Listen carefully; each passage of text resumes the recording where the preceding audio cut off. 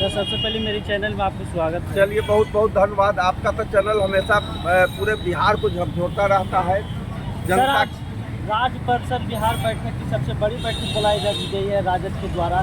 क्या कुछ होने वाला है सर यहाँ पे? क्या कुछ होने वाला है? आज हमारे माननीय नए प्रदेश अध्यक्ष मंगलीलाल मंडल जी की ताजपोशी होगी और पूरे 2025 में तेजस्वी सरकार कैसे स्थापित हो उसके लिए रणनीति तय होगी और 2025 तेजस्वी सरकार। आप लोग एनडीए का कैसे सामना कीजिएगा?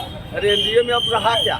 ऐसे भारतीय जनता पार्टी जल्दी हुई लोग सब कुछ आपस में लड़ फट कर समाप्त हो जाएगा और महागठबंधन श्री तेजस्वी यादव जी के नेतृत्व में बिहार में राजद के नेतृत्व में एकजुट है और इस बार 2/3 बहुमत से तेजस्वी यादव जी मुख्यमंत्री बनने जा रहे हैं। दुनिया की कोई भी ताकत इसको रोक नहीं गई, क्योंकि वोट का जो समीकरण है, पहले लोग माई समीकरण कहता था, अब माई समीकरण नहीं है, A to Z, यानी समाज के कमजोर वर्ग, अति पिछड़ा समाज 37% है, जिसके अध्यक्ष बन रहे हैं मंगलीलाल मंडल जी।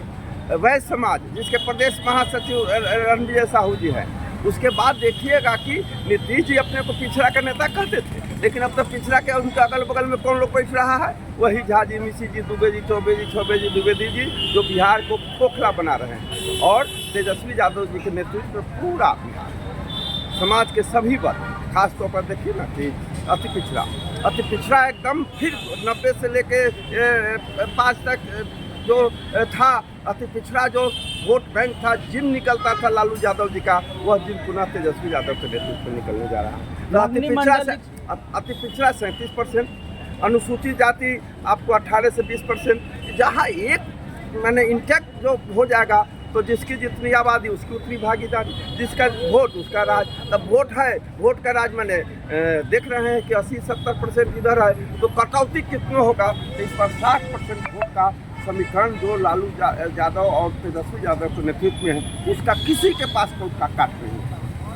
आप बोल रहे हैं कि राजद की सरकार बनने जा रही है और बीजेपी वाला राजद के राष्ट्रीय अध्यक्ष लालू प्रसाद यादव तो बोले कि बाबा साहब के अपमान के, इस पर क्या बोलिएगा? सब उन लोगों के पास कुछ नहीं है, कोई मुद्दा नहीं है।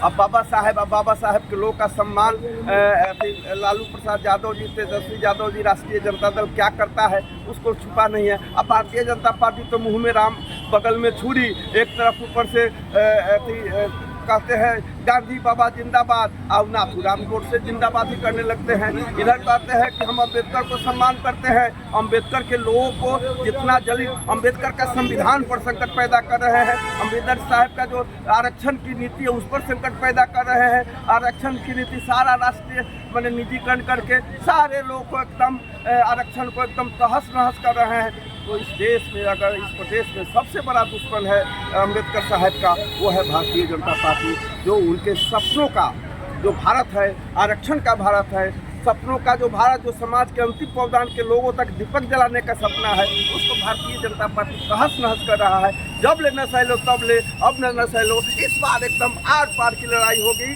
और आर पार की लड़ाई सारे अम्बेडकर साहब के लोग इस बार राष्ट्रीय जनता दल के साथ है। इसीलिए घबरा कर कुछ मैंने आप लोग बयान दे रहे हैं। क्या मुद्दा लेके जाइएगा राष्ट्रीय जनता? यहाँ तो खाली मुद्दे हैं। 65% अति पिछड़ों को आरक्षण देने की बात है।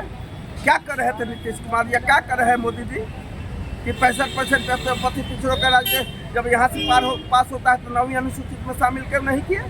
ये सब आरक्षण विरोधी लोग केंद्र में बैठा हुआ है, आरक्षण विरोधी भाजपा जल्दी की सरकार है। इसलिए हमारे पास तो सबसे बड़ा है कि सबको रोजगार देना है। पूरा भ्रष्टाचार के गिरफ्त में पूरा बिहार है, अपराध के गिरफ्त में पूरा बिहार है। एक तरह से कहिए कि मैंने कैसे लोग जी रहा है, अपराधियों के रहमो करम पर जी रहा है, रंगदारों के मैंने रंगदारी अपनी जिंदगी की कीमत रंगदारी के रूप में लोग देकर जी रहा है। और उनके जितने जो मंत्री से लेकर उनके जो